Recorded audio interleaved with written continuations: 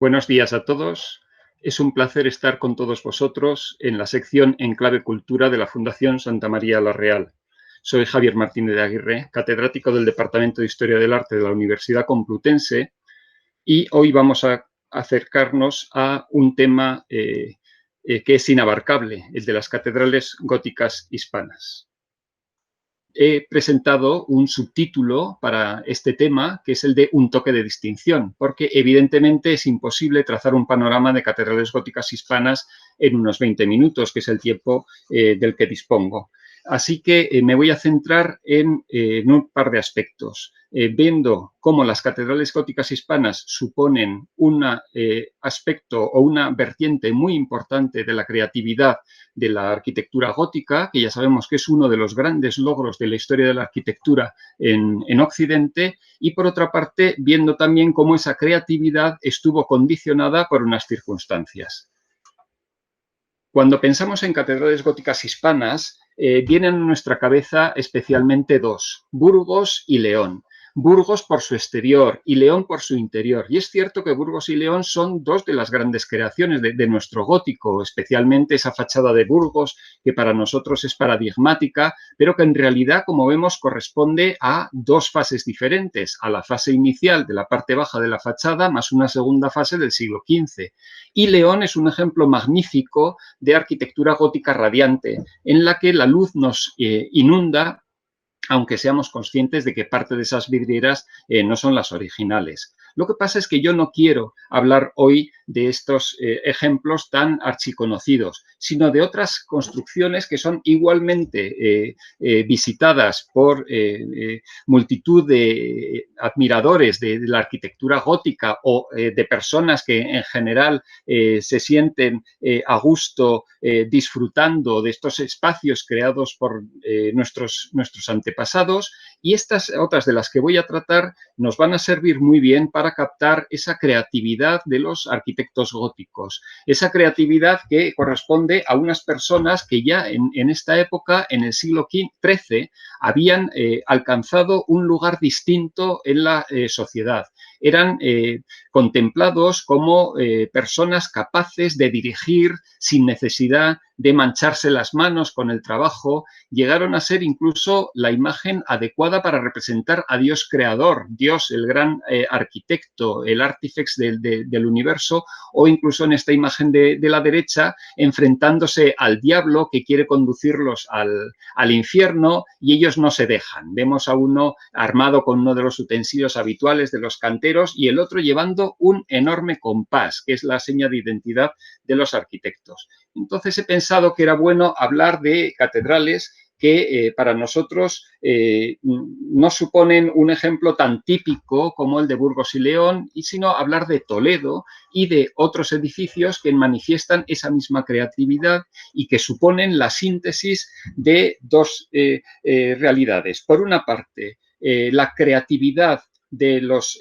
arquitectos, como estaba diciendo, y por otra parte, los factores distintos de los constructores, que son los promotores, bien sean los reyes, bien sean los arzobispos, bien sea, o los obispos, bien sea el cabildo. Nunca tenemos que olvidar que una catedral es la sede del obispo, eso es lo que es una catedral, no un edificio grande, sino la sede del obispo, y esta participación de los promotores condicionada también por unas circunstancias particulares.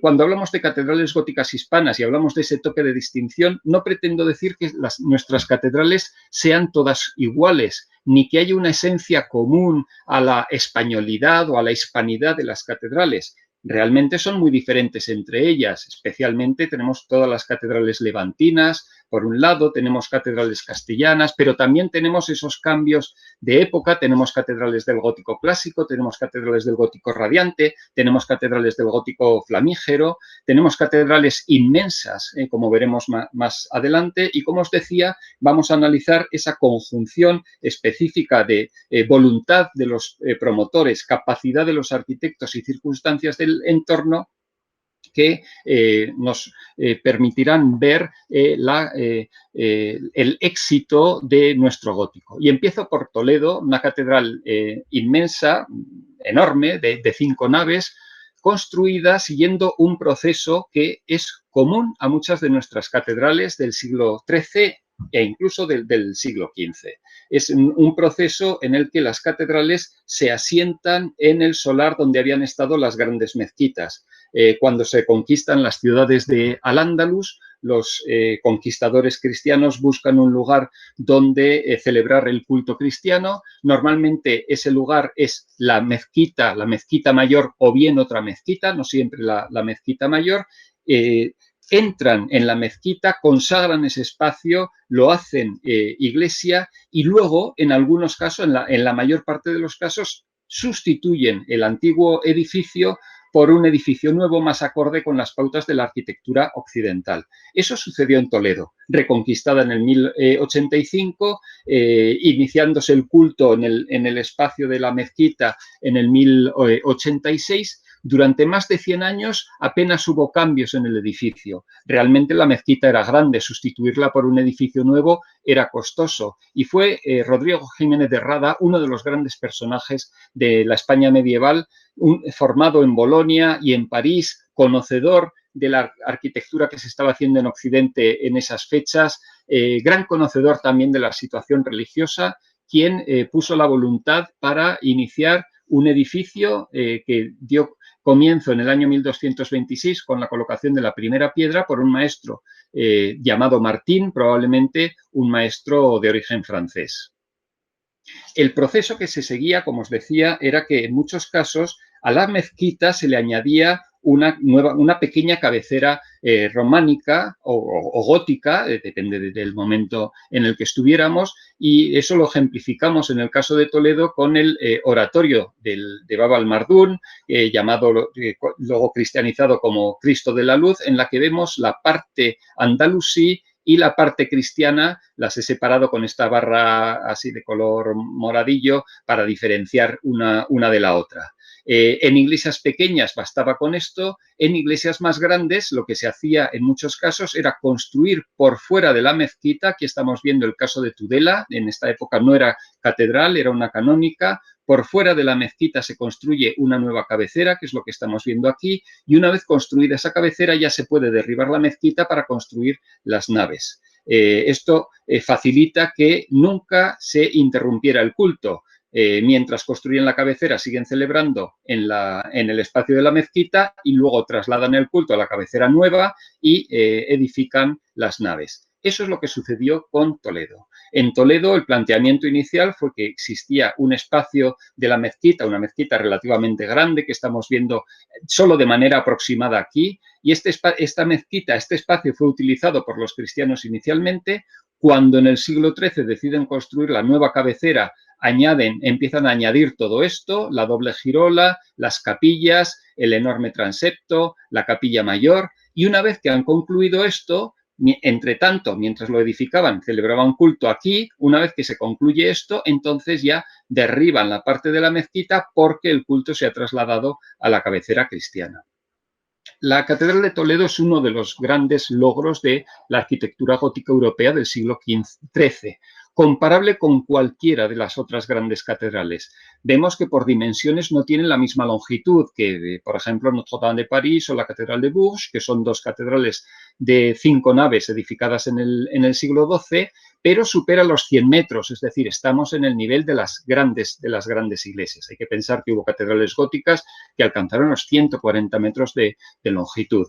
Vemos que se dispone con 5 naves, como estamos viendo aquí, condicionado, como decía, por el espacio de la mezquita. Evidentemente, la catedral no podía ser menor que la mezquita, y una anchura que supera, como os decía, los 52 metros.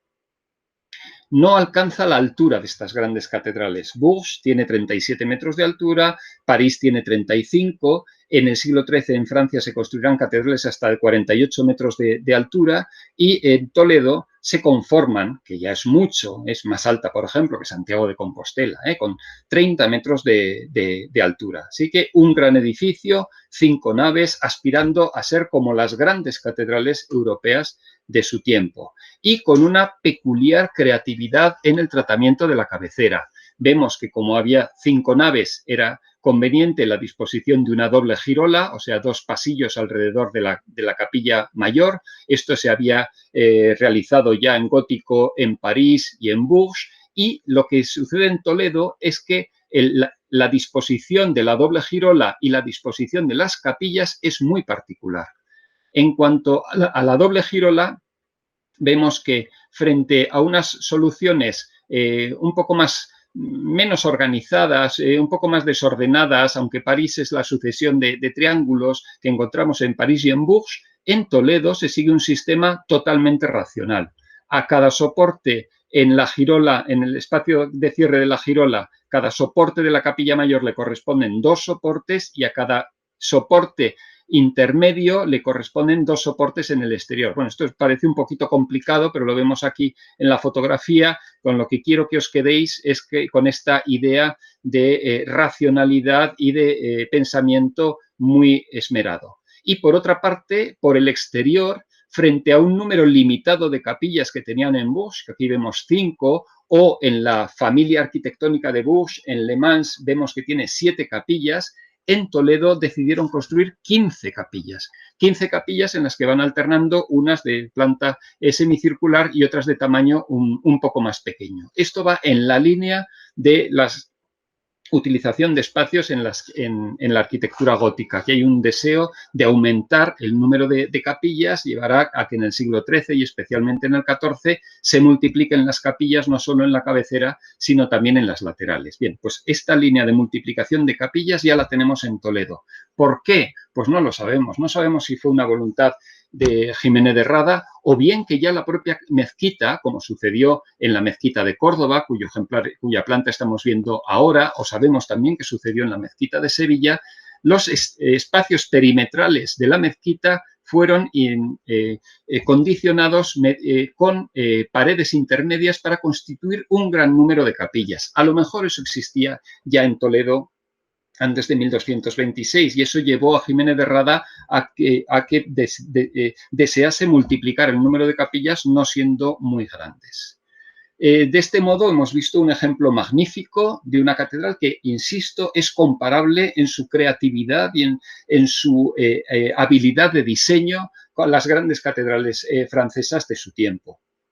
Vamos a cambiar de siglo y vamos a hablar ya en el siglo XIV de una catedral de las que podemos llamar levantinas o mediterráneas entre las españolas, que son las que se asoman, las que tenemos en Cataluña, en Valencia, en las Baleares, y que son unas catedrales diferentes, más cercanas en algunos elementos al gótico que se estaba haciendo en el sureste de Francia, a la zona de mediterránea, o también al gótico italiano en algunos aspectos. Pero lo peculiar es que la de Palma de Mallorca es distinta a todas las demás. Frente a la voluntad de un arzobispo como era Jiménez de Rada, primado de España, de construir la Catedral de Toledo, en Palma de Mallorca las primeras noticias que tenemos del deseo de una gran construcción relacionadas con el edificio que finalmente vemos corresponden a un rey, Jaime II.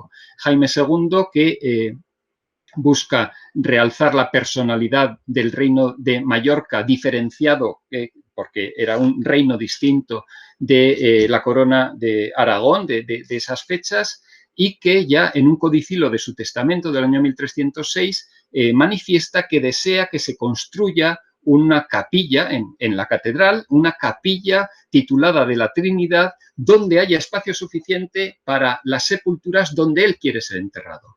Así que vemos que esta catedral tan atípica ya desde el exterior que estamos contemplando está marcada por el deseo de Jaime II de construirse una capilla funeraria.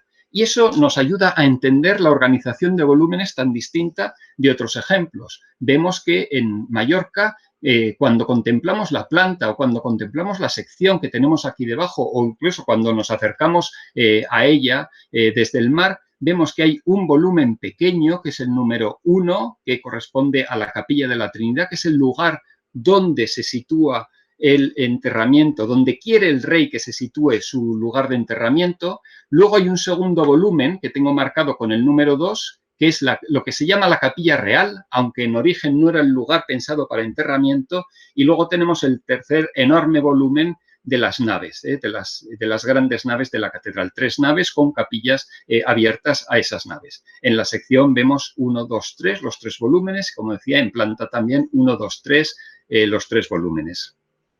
Este tipo de planta es ajeno a lo que se estaba haciendo en la Corona de Aragón en esos años, donde se construyen catedrales con girola y con capillas abiertas a la girola. Vemos en los casos de Valencia, más antigua, de Barcelona o de Gerona.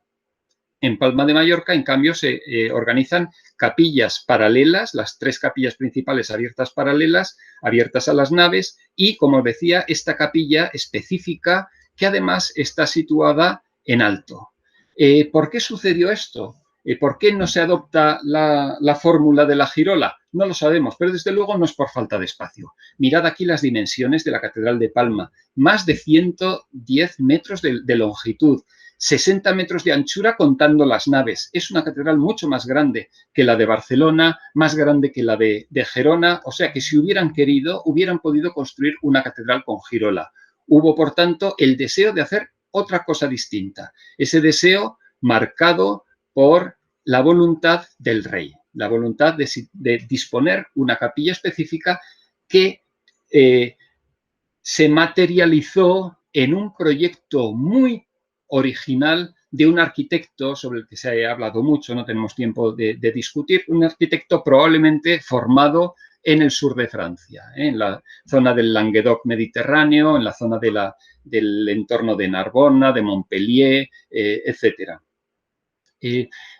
Aquí vemos en esta imagen de la izquierda cómo la capilla de la Trinidad, que es la capilla donde va a estar el enterramiento del rey, no solo está abierta a la capilla mayor, a la capilla real, que es la zona del presbiterio, sino que está muy elevada sobre el pavimento de la capilla real, 6 metros de altura. O sea que el lugar de enterramiento del rey, el lugar donde se iba a celebrar el culto que se aplicaría para la salvación del alma del rey, estaría elevado sobre el resto de los fieles, tanto el clero como el pueblo. Bueno, he dicho que el rey manifiesta su voluntad de participar en la construcción de impulsar la construcción de la catedral. También participan con dinero y tenemos testimonios documentales los obispos de Mallorca y los fieles.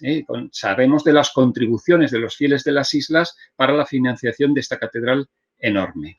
Bien, una catedral, insisto, enorme, que sí que reta a las grandes catedrales europeas en altura. Es una catedral que alcanza 44 metros de altura de claves o de altura de bóvedas, las claves están un poquito por debajo de los plementos, 44, que lo hace la segunda catedral más alta de todas las catedrales góticas europeas, con la peculiaridad de que la más alta, Beauvais, se cayó, ya lo hemos mencionado, y esta, en cambio, nunca se ha hundido. Eso sí tuvo como consecuencia que la construcción fuese muy lenta.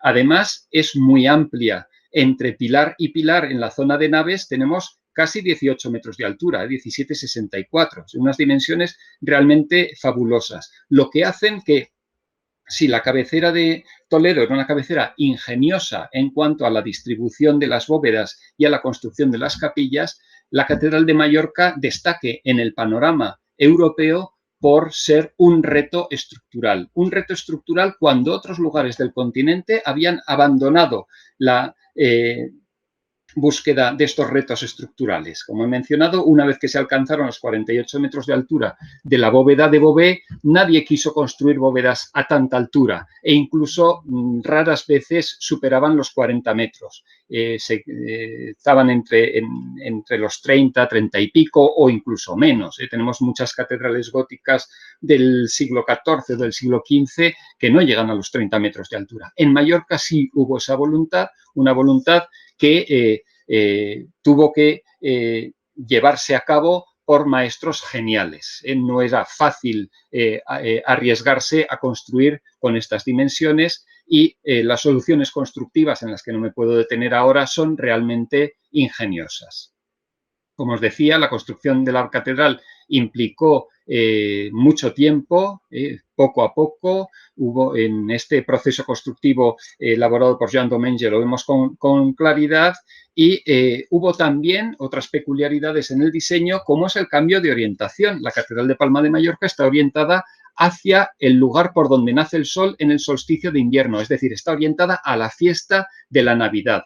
Tiene una orientación distinta de la torre, que posiblemente nos está dando la orientación de la mezquita. O sea, no se adecuaron a la orientación de la mezquita, sino que la cambiaron ligeramente, lo que provocó una serie de efectos luminosos, entre los cuales el más famoso es esto que estáis viendo, que es el llamado 8 de la Catedral de Mallorca, cuando en la época de la Candelaria se produce este efecto en el que la luz del gran rosetón, que está situado al este, encima del acceso a la Capilla Real, ilumina el muro de los pies.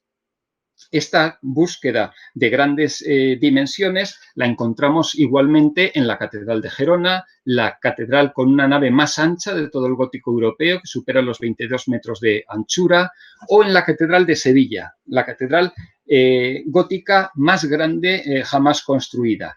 No solo grande, grande que está condicionada, como estamos viendo aquí, por las dimensiones de la mezquita. No se podía construir una catedral menor que la mezquita. Pero es que además la configuración de la mezquita condicionó otras peculiaridades de la Catedral de Sevilla, y ya voy a terminar con esto, como es la distribución de accesos. Lo normal en una catedral es lo que corresponde a las flechas que he marcado en amarillo: entrar por la zona de los pies o entrar por las grandes puertas del transepto. Pero es que la Catedral de Sevilla tiene además estas otras dos puertas, estas puertas situadas en la zona oriental, que se corresponden con las tradiciones de circulación asentadas en el acceso al espacio catedralicio. Por eso, para quien está en Sevilla le resulta muy normal entrar por estas puertas, pero para quien analiza la planta de la Catedral de Sevilla en comparación con otras catedrales, pues realmente le resulta muy, muy sorprendente.